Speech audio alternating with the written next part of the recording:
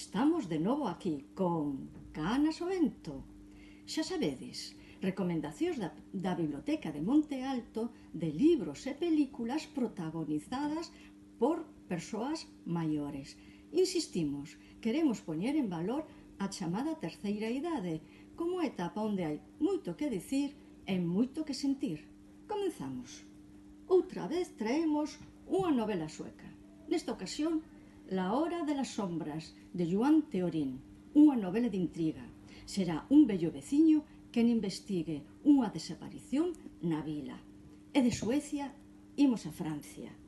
La cocinera de Himmler, de Franz Oliver Gisbert. Da man dunha muller centenaria entre drama e humor faremos un percorrido polos anos máis convulsos de Europa. E agora, un das nosas letras.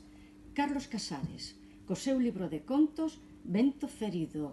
Nel resaltamos a garda longa ao sol, en só 4 follas, un refacho dunha vida. E como non, unha película, El sentido de un final.